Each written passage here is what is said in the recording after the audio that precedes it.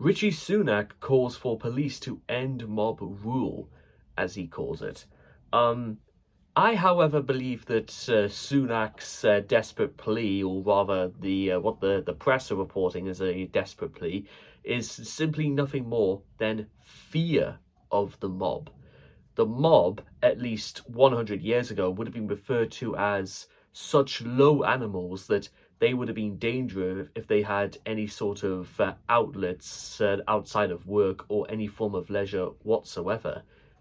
For I don't really feel like at the moment there's any necessary or particular reason why Rishi Sunak has the authority to now insist that what's happening right now is called mob rule, or the idea that there is any perpetual difference in the outlook of his colleagues and the situation in which he's just sort of choosing to just sweep under the carpet regarding Lee Anderson, and instead trying to suggest that the only way things can be solved is by separating and dividing even more people regarding whether it's things about Islamophobia, the conflicts between Israel and Hamas, the conflicts between Palestinians and Israel.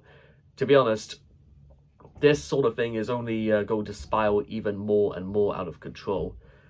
For you have to understand, ladies and gentlemen, is that fear of the mob is a superstitious fear, and is based perpetually on the idea that a large body of people, i.e. the working class, the people that obviously outnumber the politicians, that they would be dangerous if they actually had time to study and improve their minds.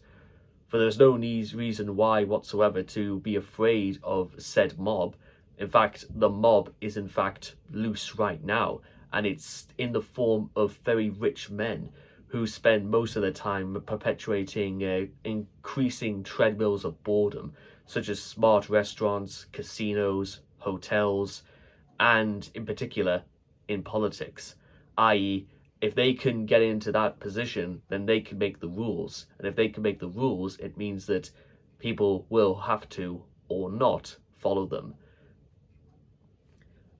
So, in regards to just this current situation about mob rule, it should be worth mentioning, ladies and gentlemen, is that Sunak was not elected by the masses. There was no general election in order to get Rishi Sunak into office.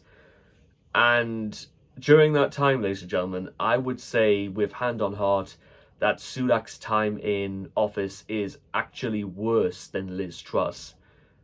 Because if for whatever reason then Liz Truss, an absolute disaster that she was comparatively very, very short.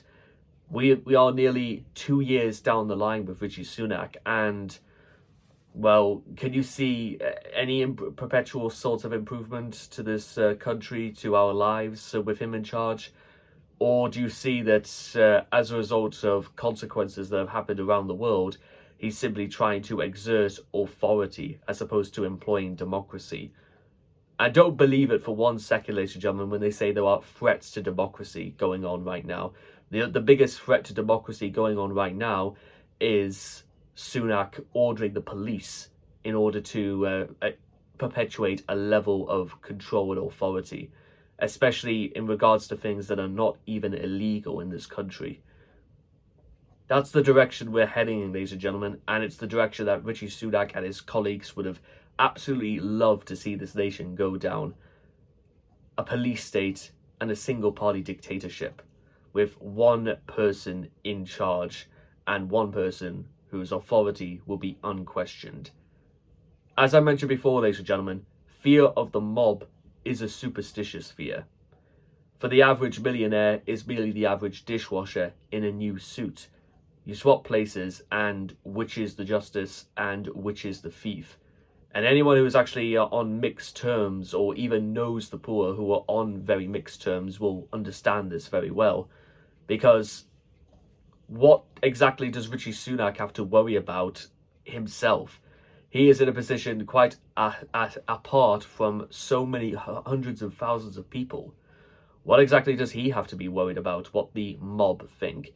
As far as Rishi Sunak is concerned, the mob are only really used for one thing, and that is to vote for him and therefore keep him in power.